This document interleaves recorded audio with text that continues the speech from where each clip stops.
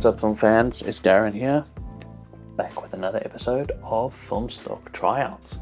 I think we're on episode 25 now, and if you've been with me for all 25 of those, I appreciate that. Thank you so much, and you are the reason why I feel inspired to keep on making.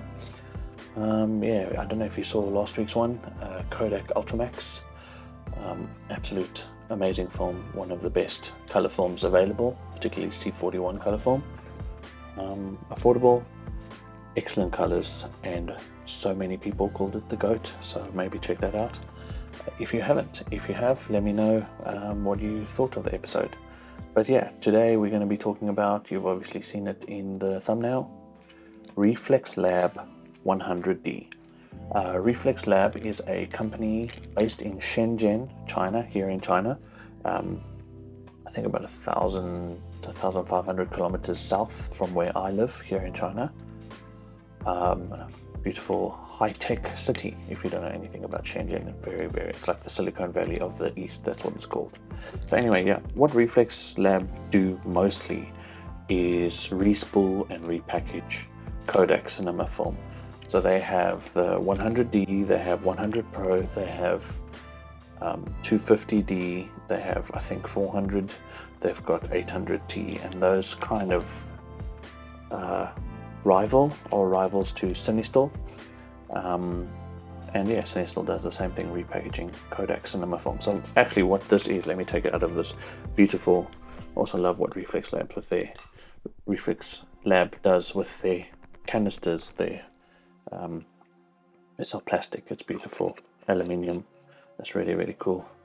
And then yeah, so what Reflx Lab does is they buy Kodak cinema film in bulk in the massive rolls, and then they respool it. But before they respool it, they remove a layer of remjet solution off of the film. And what the remjet layer does is removes halations from the highlights, and that's obviously for movies. You don't want halations in highlights unless you're doing it for effect. But yeah, they do that, remove the remjet layer and then respool it, and the respooling into their canisters are really beautiful as well. They don't have stickers, they're made by themselves, so it's really good quality. But still, I think Reflx Lab is the most affordable. CineStill can be quite pricey, the others can be quite pricey. So yes, Reflx Lab are doing a great job. If you saw about 2 months ago, I posted about Reflx Lab 800 tungsten, which is rival, I guess, to CineStill 800T. But yeah, Reflx Lab doing a great job. So what this film is actually, it's Kodak Vision 3 50D 5203 cinema film. And that specific film was used in quite a few popular movies, such as Star Wars Episode 9, The Rise of Skywalker, 2019, Star Wars The Force Awakens, 2015, James Bond Spectre, 2015, No Time to Die, 2021, Interstellar, Saltburn, The Fabelmans, Hail Caesar, Mission Impossible Fallout, and probably so many more. And one of those that definitely has a film look to it is Saltburn. Very clear that it was shot on film. But also, I haven't really watched many of these. I haven't watched Star Wars when I was really young. I think it was the Return of the Jedi. I walked out of it in the cinemas after, I don't know, a couple minutes. Just was not into it, and I probably was just a really old grump already when I was, I think, 11 maybe. So yeah, didn't enjoy the movies and have never watched Star Wars since. So that's something you can shout at me about, or give me a high five in the comments. So yeah, it's an incredibly beautiful film stock with unrivaled highlight latitudes and a great flexibility in post, particularly for movies, but also now using it for photography. It is repackaged and respooled by the likes of Flickfilm, CineStill, Reflx Lab, and probably 12 others or more. So yeah, it's not Reflx Lab is the only one doing it, but they're doing a good job of it. And I'm gonna try break down what I like about it, showing you some of my images. What I like mostly about this particular roll of film that I got, the images that I got back, are the vivid colors. The colors are really vivid. They pop off the images. The contrast between colors is really good, but there's a decent warm tone to the overall tone to the images, which I really liked, and that's because it's daylight balanced. And even though I shot mostly in rainy winter scenarios, this still came out. There's a warmness to it, and sometimes that warmness can make the images look a bit green. So I guess that's my fault, because I was shooting it in conditions that it wasn't designed to be shot in. But also that's why you can mess around in post to fix it up. So that's what I really like, the vivid colors. I also like that there's a beautiful lushness to the images. It seems almost glossy. If you take a look at some of the images that go past, they seem a little bit glossy, almost like even on the screen it looks like you're looking at the film, like a print, which is really cool, and I like that about this film. Sometimes I feel like that can actually take away, like it, you know, like when there's a bit of glare on the screen or on water, it kind of, I don't know, muddies what is underneath. Sometimes I feel that, but for the most part I really enjoyed it. It has a really fine grain with minimal breakup, doesn't break up any images at all, and obviously the Kodak cinema film is made with an incredibly fine grain because it's made for cinema, and you don't want grain breaking up the pictures. And then another thing that happens, like I mentioned earlier, because of removing the remjet layer, is the halations that happen. And there are some really cool halations that you get with these kinds of film, the remjet layer removed film. And I think they can be quite beautiful, and if you're shooting them with intentionality, and if you know and can spot them when you're making the image, they can be a great addition to the image. Even during the daytime, if you look at your highlights and your highlights are clipping, I guess, overexposed, you most likely will get some halations. Another thing that I really like about this film is the reds.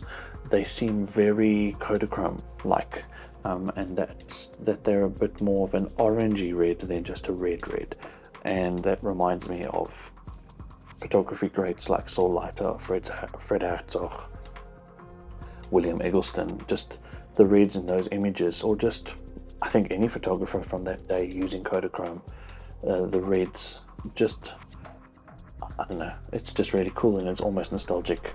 And the images that I got back made me think and reminded me of those photos from back in the day. And then also the images almost look just flat overall, and flatter in the highlights, where the highlights seem to bloom across the image, which is really cool. And then obviously, because it's film, it is going to be flatter than digital images, and then that's what film is known to have, a bit of a flatter contrast. So that's really cool, and then playing with it in post, finding the images that you like, but it has a very cinematic look. I would recommend this for general shooting, landscapes, environmental portraits, anything that has decent reds, some halations that you want to capture, just experimenting with it really. It obviously is designed for daylight shooting in daylight, 5500 Kelvin, but I shot it in a rainy situation, and that's quite a bit colder, rainy and winter and overcast, so it's a lot colder than daylight balance. And you'll see that in some of my images they do tend to be a little bit greenish because of the warmth of the film stock with the blue balance, the color balance. So, and I mean, that's also me, I could correct that better in post, but I didn't. So yeah, what I love, the colors, the cinematic look, the halations, and its affordability. Reflx Lab make really affordable film. They're not trying to rob people of their money. They really seem to want to get film into the hands of people. So that will bring me to my 4-part rating. And if you don't follow me on Instagram, that's kind of this thing that I do, where I just have like a very short overview of what I think the film is capable of, and then I just give it a breakdown so that you guys, if you're new to that film, you might be able to use that to then at least know what you can use the film for or how you can use it. So yeah, my 4-part rating. Follow me on Instagram and check out my stories if you want to see it. Exposure latitude, it's a Kodak cinema film, so the exposure latitude is really, really great, particularly in the highlights. And with film, if you didn't know, pretty much always overexpose. It handles overexposure much better than underexposure, unlike digital handles underexposing a lot better. So yeah, the exposure latitude of this film is excellent. I gave it about 3.5 out of 5. There are still other better stocks with exposure latitude, although I think that this could probably be stretched to 4 out of 5.